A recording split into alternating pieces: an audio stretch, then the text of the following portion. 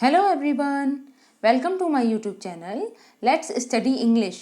तो आज हम फिर से एक और ग्रामर का प्रैक्टिस सेट लेकर आए हैं और इसमें हम काफ़ी सारे कॉन्सेप्ट्स को समझने वाले हैं प्लस ग्रामर के काफ़ी सारे क्वेश्चंस को सॉल्व करने वाले हैं।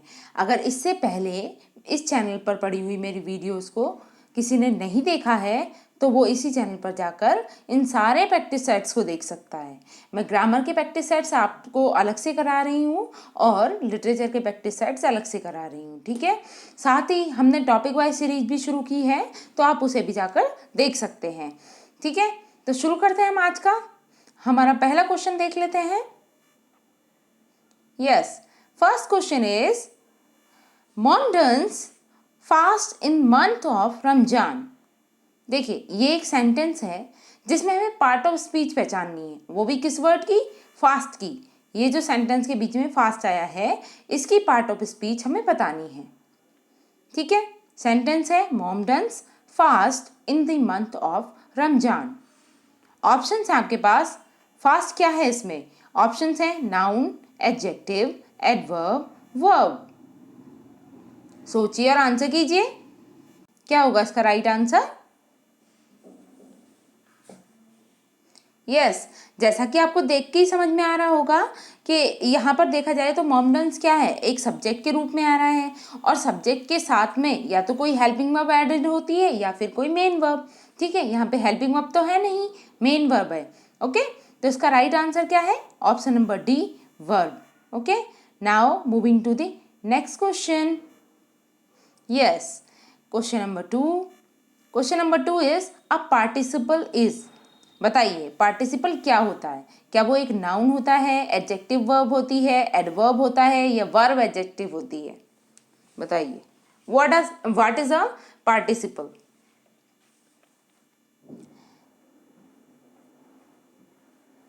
देखिए, बेसिकली अगर हम वर्ब के चैप्टर को पढ़ते हैं तो वर्ब को हम बेसिकली दो टाइप्स का मानते हैं। एक कौन सी वर्ब होती है हमारी? Finite verb, okay, finite verb. And दूसरी होती है non finite verb, non finite, ठीक। ये दो टाइप की वर्ब से वर्ब के चैप्टर की शुरुआत होती है, फाइनाइट वर्ब और नॉन फाइनाइट वर्ब। अगर हम फाइनाइट वर्ब में बात करें तो फाइनाइट वर्ब में एक वर्ब हो जाती है हमारी ट्रांजिटिव वर्ब और दूसरी वर्ब होती है हमारी इंट्रांजिटिव वर्ब। ओके, ये फाइनाइट वर्ब के पार्ट होते हैं। और वहीं दूसरी तरफ अगर हम नॉन फाइनाइट की बात करें तो इसके तीन पार्ट्स होते हैं। कौन कौन से? एक होता है हमारे पास जीरंट, ठीक है। एक होता है हमारे पास पार्टिसिपल, पार्टिसिपल, और थर्ड होता है इसका इन्फिनेटिव, ठीक है। इन तीनों को भी आपको ध्यान में रखना है। ये नॉन फाइनाइट वर्ब के पार्ट होते हैं, ठीक है, जीरंट, पार्टिसिपल और इन्फिनेटिव। इनफैक्ट पार्टिसिपल के भी तीन पार्ट्स होते हैं। वो तीन पार्ट्स कौन कौन से होते हैं? प्रेजेंट पार्टिसिपल, पास्ट पार्टिसिपल और परफेक्ट पार्टिसिपल, ठीक है। तो अब बेसिकली यहाँ पे ये पूछा जा रहा है कि पार्टिसिपल क्या है। क्या वो एक नाउन होता है, मतलब एक नाउन की तरह यूज होता है, या फिर वो एक एडजेक्टिव वर्ब होता है, या फिर एडवर्ब होता है, या वर्ब एडजेक्टिव होता है? देखिए, इन दोनों में अंतर समझिए, एडजेक्टिव वर्ब और वर्ब एडजेक्टिव। यदि कोई एडजेक्टिव एक वर्ब की तरह काम करता है तो उसे हम एडजेक्टिव वर्ब बोलेंगे, और यदि कोई वर्ब एक एडजेक्टिव की तरह कार्य करती है तो उसे हम क्या बोलेंगे?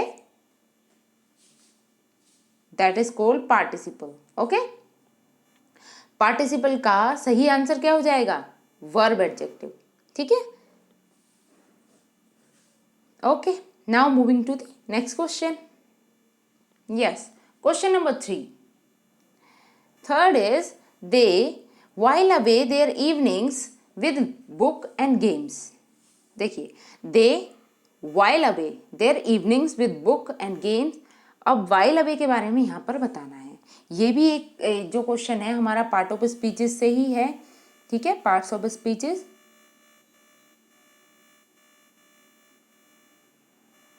ओके, और इसमें भी हमें ये जो वाइल अवे वर्ड आया है सेंटेंस के मिड में, इसके बारे में बताना है कि क्या ये वर्ब है, एडजेक्टिव है, एडवर्ब है या नाउन है। क्या होगा इसका राइट आंसर? सोचिए और आंसर कीजिए। They while away their evenings with book and games. Yes, जैसा कि आप सेंटेंस के स्ट्रक्चर से ही समझ सकते हैं, दे के साथ में यहाँ पे देखिए वाइल अवे, इसका मतलब यहाँ पे वर्ब से है, ठीक है। दे एक सब्जेक्ट है, उसके साथ ये वर्ब आई है वाइल अवे, ओके। तो हमारा राइट आंसर क्या हो जाएगा?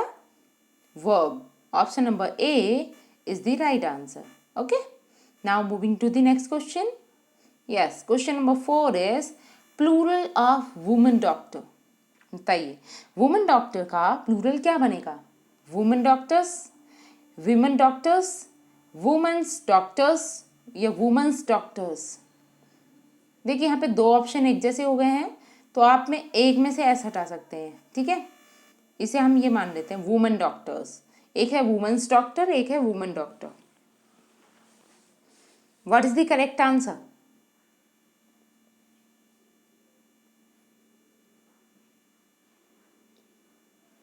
सोचिए और आंसर कीजिए, क्या होगा इसका राइट आंसर?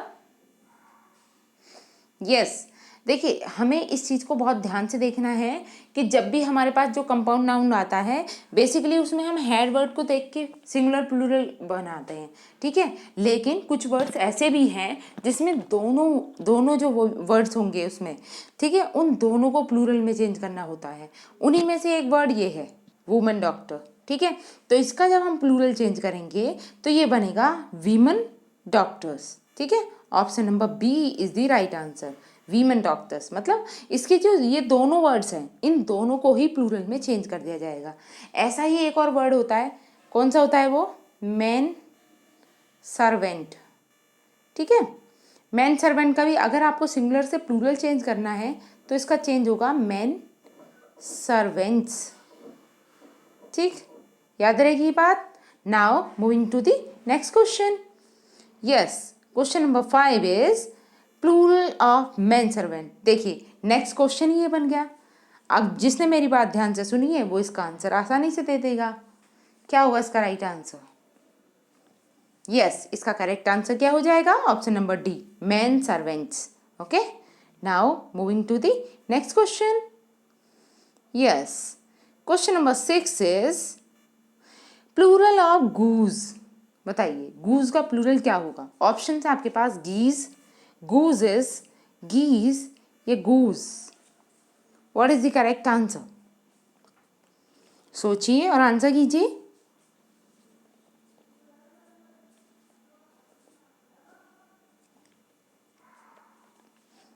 क्या हो सकता है इसका राइट आंसर?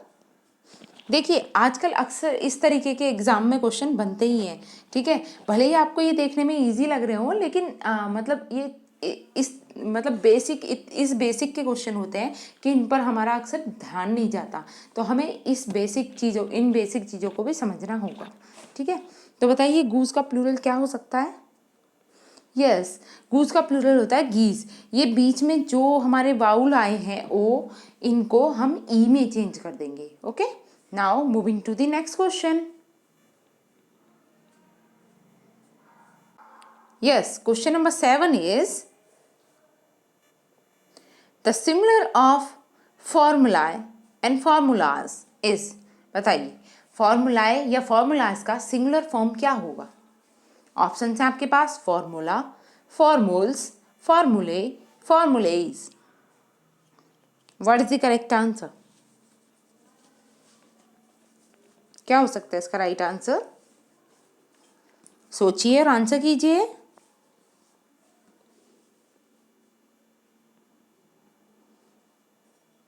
यस, इसका सिंगुलर फॉर्म क्या होगा? यस, इसका सिंगुलर फॉर्म होगा फॉर्मूला, ठीक है। Option number A is the right answer, ठीक। जैसे अगर कहा जाए डेटा, ठीक, तो डेटा क्या है? एक प्लूरल फॉर्म है, और अगर हमें इसका सिंगुलर बनाना हो तो वो बनता है datum. Now moving to the next slide. Yes, question number 8 is plural of एमे। बताइए अक्सर इस तरीके के क्वेश्चन भी पूछ लिए जाते हैं। जैसे कोई नंबर देके भी पूछ लेते हैं, जैसे 6 का प्लूरल बताइए, 6 का प्लूरल क्या होगा, ठीक है, इस तरीके से। तो इसका प्लूरल क्या होगा एमए का? सोचिए और आंसर कीजिए।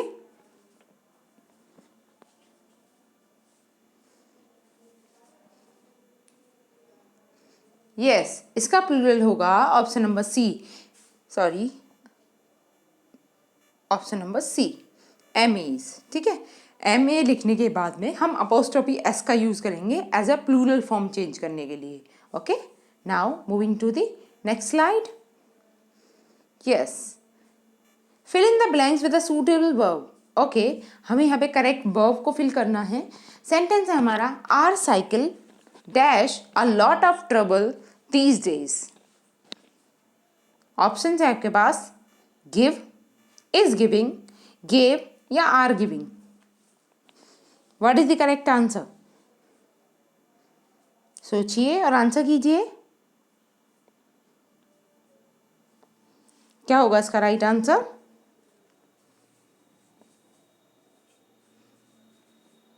देखिए, सबसे पहले ऐसे सेंटेंसेस में हमें अपने सब्जेक्ट को पहचानना है कि सब्जेक्ट सिंगुलर है या प्लूरल। तो देखा जाए आवर साइकिल, तो साइकिल तो एक सिंगुलर सब्जेक्ट है। ठीक है, अगर ये सिंगुलर सब्जेक्ट है तो हम ना तो आर गिविंग यूज़ कर सकते हैं और ना ही गिव यूज़ कर सकते हैं, क्योंकि गिव कब आएगा? जब हमारा सब्जेक्ट प्लूरल होगा, तभी तो वर्ब की फर्स्ट फॉर्म बिना ऐसे आई एस के यूज़ हो जाएगी। ओके, तो ना तो ए पार्ट हो सकता है ना ही डी, दो पार्ट तो कट हो गए, अब दो पार्ट बचे। अब इसमें कह रहा है दीज डेज। ठीक है, दीज डेज मतलब ये प्रेजेंट की ही बात कर रहा है कहीं ना कहीं। Our cycle dash a lot of trouble these days. Okay, तो प्रेजेंट की बात कर रहा है तो हम गेव का यूज नहीं करेंगे। ऑप्शन कौन सा राइट हो जाएगा हमारा? Option number B, is giving. Okay, our cycle is giving a lot of trouble these days. Okay, now moving to the next slide. Yes, question number 10 is he dash this radio last year. Okay, तो इसमें क्या आना चाहिए? buy this radio last year, bought this radio last year, is buying this radio last year या फिर buys this radio last year। देखिए, बहुत ही easy question है, आपको बस सेंटेंस फॉर्मेशन को ध्यान में रखना है। ठीक है, देखिए, अगर हमारा सब्जेक्ट सिंगुलर है तो वर्ब भी सिंगुलर वाली ही यूज़ होगी, इसलिए हम बाई तो लगा नहीं सकते, बाई में भी ऐसे ही यस होना चाहिए। ठीक है, लेकिन यहाँ पे भले ही बाइज है, ओके, तो ए पार्ट तो रॉन्ग हो गया हमारा, इसीलिए कि क्योंकि हम ही के साथ में बाइज का यूज़ करेंगे अगर हमें करना है तो। ठीक, अब दूसरे ऑप्शन पे चलते हैं, बोट। बोट को होल्ड पे रखते हैं थोड़ा, इज बाइंग आएगा या बाइज आएगा, इनमें से कुछ आ सकता है। देखिए, वो बात कर रहा है लास्ट ईयर की, वो प्रेजेंट की बात ही नहीं कर रहा। ठीक है, अब अगर लास्ट ईयर की बात कर रहा है तो प्रेजेंट के तो दोनों ऑप्शन कट हो गए, ना तो बाइज ही आएगा ना इज बाइंग आएगा। इसका करेक्ट आंसर क्या होगा? Yes, correct answer is option number B, bought. Okay, he bought this radio last year. Now moving to the next slide.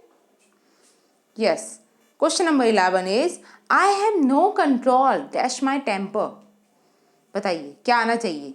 In, at, over, after. No control in my temper, no control at my temper, no control over my temper या फिर no control after my temper. What is the correct answer? सोचिए और answer कीजिए, क्या हो सकता है इसका राइट आंसर? यस, इसका करेक्ट आंसर है ऑप्शन नंबर सी, ओवर। ठीक है, कंट्रोल के साथ ज़्यादातर हम प्रपोजिशन ओवर का यूज़ करेंगे। I have no control over my temper. ठीक है, option number C is the right answer. Now next slide. Yes, question number 12, in accordance dash your instructions we have remitted the amount in the bank. Option है at, for, by, with. क्या होगा इसका right answer? In accordance your instructions we have remitted the amount in the bank. सोचिए और answer कीजिए, कौन सी preposition यहाँ पर सूटेबल है?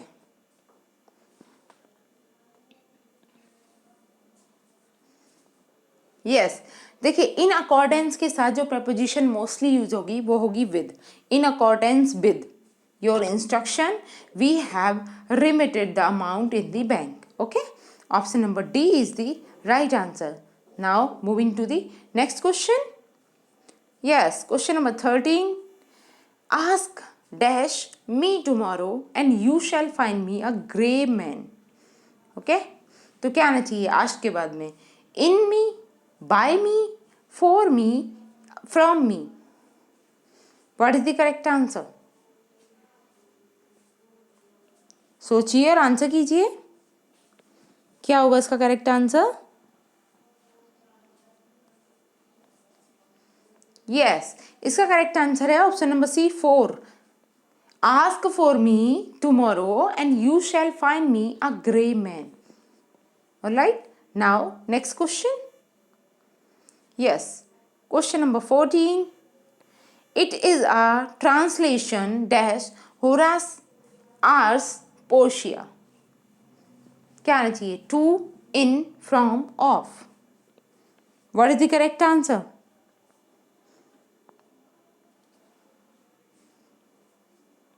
It is a translation Horace Ars Poetica।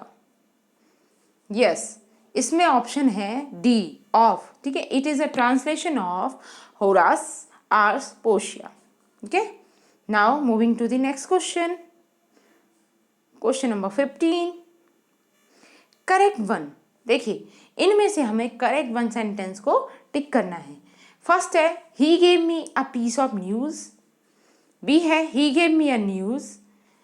सी है he delivered a news and D है he gave me news। What is the correct answer?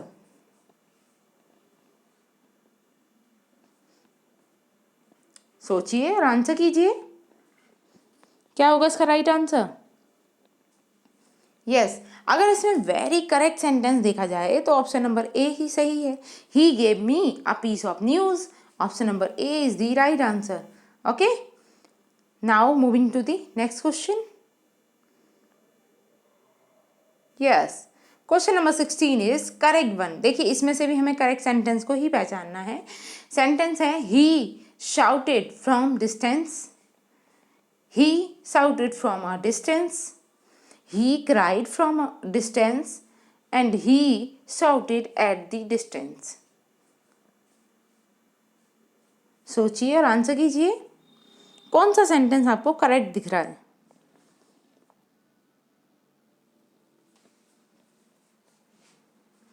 Yes, इसका करेक्ट आंसर है option number B, he shouted from a distance.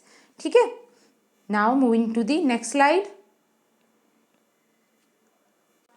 Yes, question number 17। यहाँ भी हमें correct sentence को पहचानना है, correct one को देखकर इसमें से बताना है। ऑप्शन है आपके पास, please attend of what I say. B है please attend to what I से।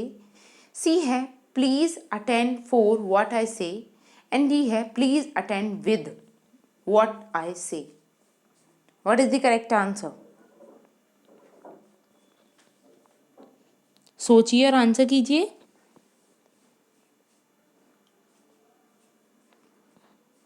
कौन सी प्रपोजिशन यहाँ पे सूटेबल है? अटेंड के बाद ऑफ आएगा, अटेंड के बाद टू आएगा, अटेंड के बाद फोर, या फिर अटेंड के बाद विद? सोचिए और आंसर कीजिए। यस, इसका करेक्ट आंसर है option number B, please attend to what I say. Okay, now moving to the next slide. Yes, question number 18 is Geeta asked me where I lived. B है Geeta asked to me where I lived. C है Geeta asked me where did I live and D है Geeta asked me where do you live. Which is the correct answer? सोचिए और answer कीजिए।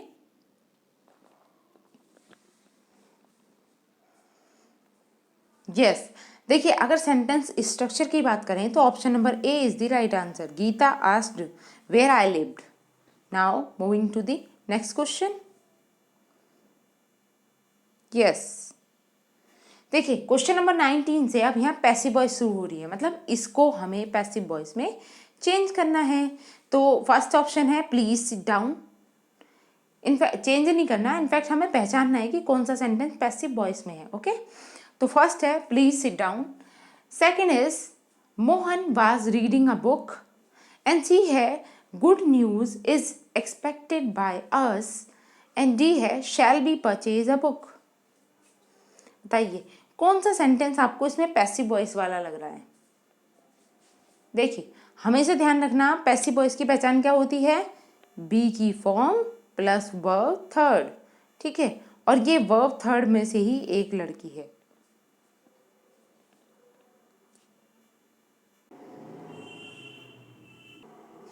देखिए B की form plus verb third, ये किसकी पहचान होती है, पैसिव वॉइस की यही पहचान है। ओके, तो अगर हम इन सेंटेंसेस की बात करें तो फर्स्ट सेंटेंस में क्या है, प्लीज सिट डाउन, तो इसमें तो वर्ब थर्ड आ नहीं रही है।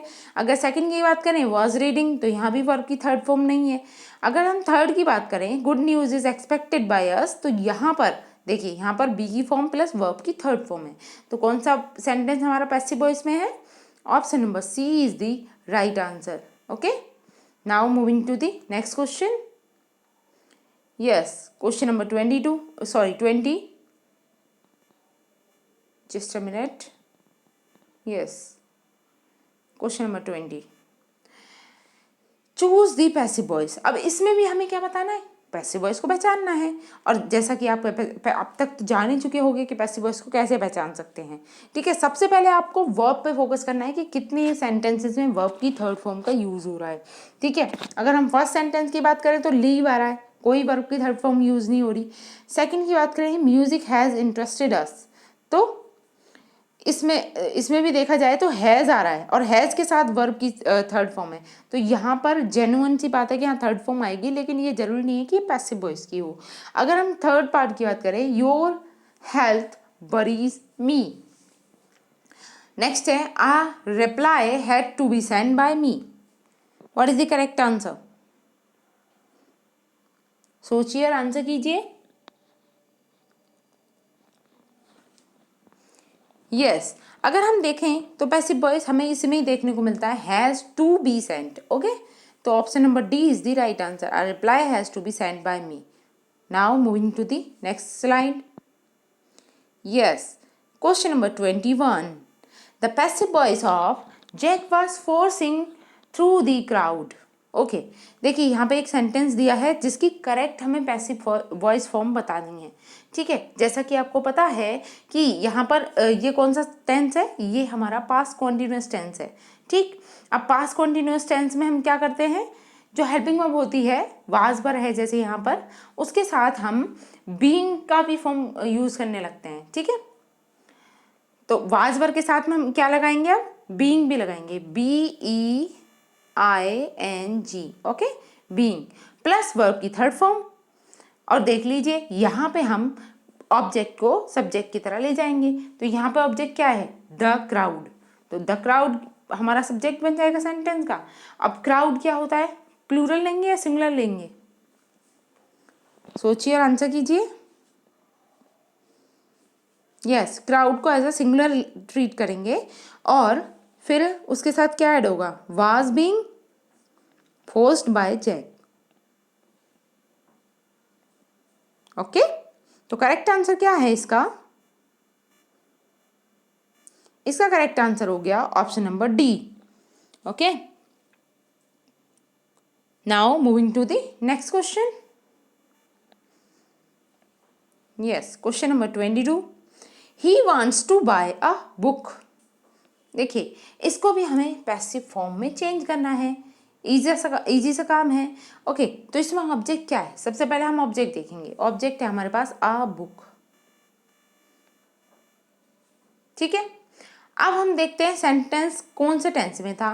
तो जैसा कि आप देखकर पता कर ही पा रहे हैं कि वर्ब की फर्स्ट फॉर्म है और उसमें एस लगा हुआ है, तो ये सिंपल प्रेजेंट टेंस का वाक्य था। ओके, तो इसमें अगर हम हेल्पिंग वर्ब यूज करेंगे तो कौन सी करेंगे, सिंपल प्रेजेंट टेंस में जब हम मतलब एक्टिव से पैसिव चेंज करते हैं तो उसमें जो हेल्पिंग वर्ब लगती है वो कौन सी लगती है, वो लगती है is are am. Okay, is are am plus verb की थर्ड फॉर्म। ओके, तो यहाँ पे देखो हमने सब्जेक्ट छांटा पहले आ बुक, इसके अकॉर्डिंगली अगर हम देखें तो क्या आएगा, इज। ओके, फिर वर्ब की थर्ड फॉर्म तो क्या आ जाएगी, wanted to buy by him, या he wants to be bought by a book. नहीं, ये तो रॉन्ग है। तो कौन सा पार्ट सही है इसका?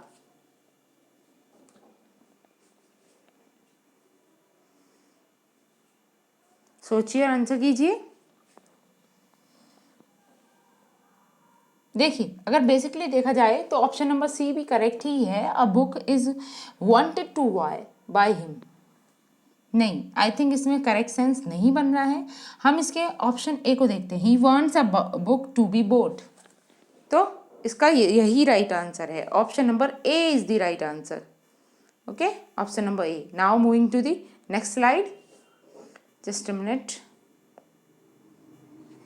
Yes, question number 23। Choose error. देखिए, अब यहाँ पे एरर फाइंडिंग का क्वेश्चन है। तो इसमें एक सेंटेंस को बेसिकली 4 पार्ट्स में डिवाइड करके दे दिया जाता है और उसमें से आपको बताना है कि कौन से पार्ट में आपको ग्रामेटिकली एरर नजर आ रहा है। ठीक है, पहला पार्ट है you must either tell me the whole story or at least the first half of it.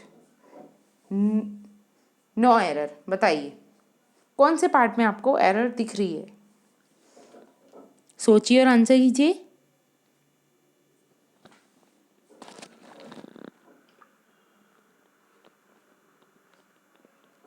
क्या होगा इसका right answer?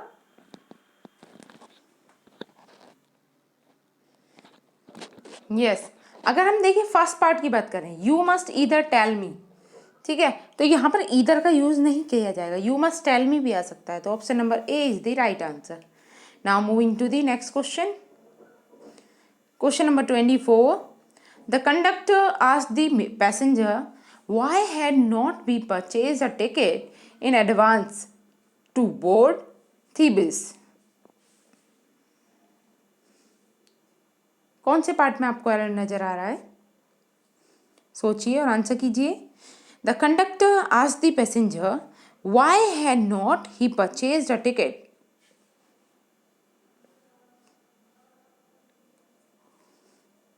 What is the correct answer?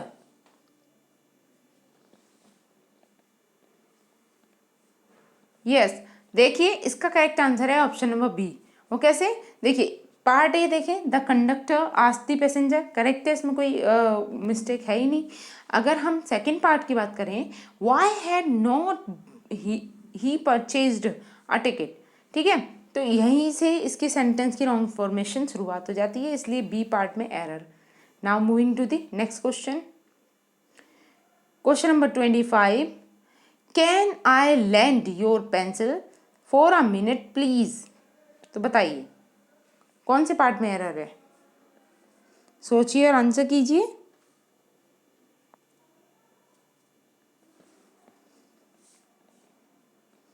क्या हो सकता है इसका राइट आंसर?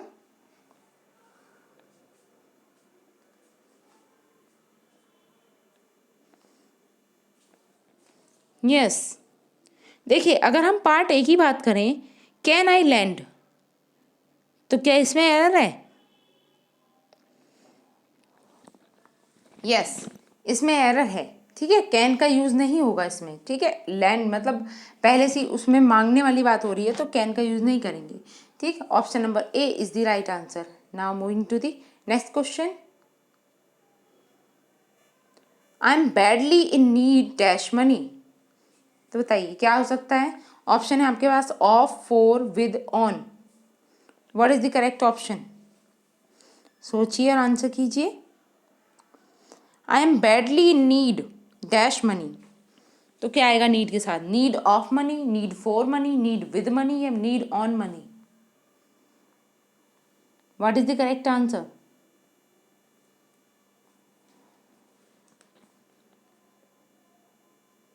यस, इसका करेक्ट आंसर है option number A, off. I am badly in need of money. Okay, now moving to the next slide. Yes, question number 27 is when he heard the news dash he wrote to me। Options है then, so, hence, no word is required। क्या होगा इसका right answer? When he heard the news he wrote it। When he heard the news he wrote it to me।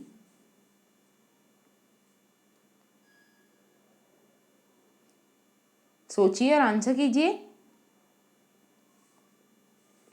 देखिए यहाँ पर किसी भी extra word को ऐड करने की जरूरत नहीं है, ठीक है। When he heard the news, he wrote to me. Okay, तो इसका करेक्ट आंसर हो जाएगा option number D, no word is required. Now moving to the next question. Yes, he had scarcely slept dash his friend came.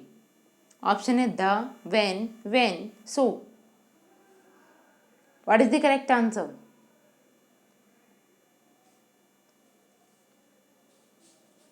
He had scarcely slept dash his friend come. सोचिए और answer कीजिए। Yes, इसका correct answer है option number B, when. Okay, now moving to the next slide. Yes, question number 29 is fill in the blanks. Okay, यहाँ पे fillers भरने हैं। First है no sooner did he see the police dash he ran away. No sooner did he see the police, he ran away. तो option है आपके पास then, when, then and so. What is the correct answer? No sooner did he see the police, when. देखिए no sooner के साथ हमेशा when का pair बनता है, ठीक। No sooner did he play the bike, when he ran away. Okay, इसका correct answer क्या हो जाएगा? Option number B, when. Now moving to the next slide.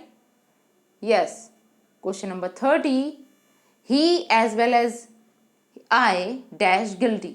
तो क्या आना चाहिए? Is, am, are, will. What is the correct answer?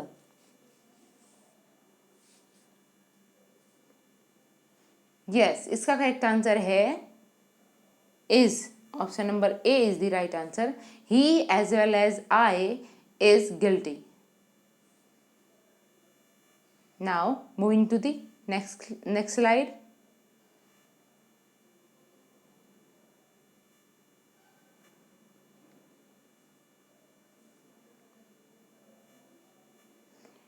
देखिए इससे पहले आपको ये जानना है कि इसमें हम आई के साथ होते हुए भी इसका यूज क्यों कर रहे हैं, ठीक है। He as well as I dash guilty. तो देखिए इस ऐसी सिचुएशन में हम हमेशा पहले वाला जो सब्जेक्ट होता है उसके अकॉर्डिंग वर्ब को सेट करते हैं, ठीक है। तो यहाँ पे इसी के अकॉर्डिंग कौन सी वर्ब आ जाएगी? ही एज वेल एज आई, तो ही के अकॉर्डिंग आ जाएगा ही के अकॉर्डिंग क्या आना चाहिए? इज, ठीक है। He as well as I is guilty. Now moving to the next slide. Okay, तो आज के लिए मेरी वीडियो इतनी थी। आई होप मेरी वीडियो आपको अच्छी लगी होगी। अगर मेरी वीडियो आपको अच्छी लगी है तो प्लीज़ इसे ज़्यादा से ज़्यादा शेयर करें, सब्सक्राइब करें और लाइक करें, ठीक है। और अगर मेरे चैनल पर कोई पहली बार आया है तो मैं आपको बता दूं कि इस चैनल पर डेली इंग्लिश लिटरेचर तथा ग्रामर से रिलेट करते हुए काफ़ी सारी वीडियोस दी जाती हैं। प्रैक्टिस सेट्स ग्रामर के अलग से करा रही हूँ, लिटरेचर के प्रैक्टिस सेट्स अलग से करा रही हूँ, ठीक है। उन सबको आप मेरे चैनल पर जाकर देख सकते हैं। ओके, तब तक के लिए thanks for watching, keep learning.